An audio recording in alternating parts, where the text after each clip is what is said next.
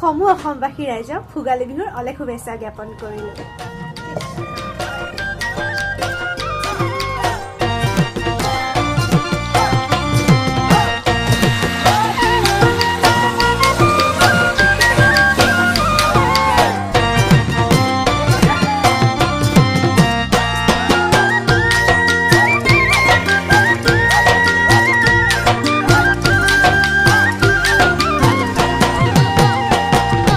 বাটি ভৰাই চিৰা খাবি বাঁহৰ চুঙাৰ দৈ, বাঁহৰ চুঙাৰ দৈ, ঐ বাঁহৰ চুঙাৰ দৈ।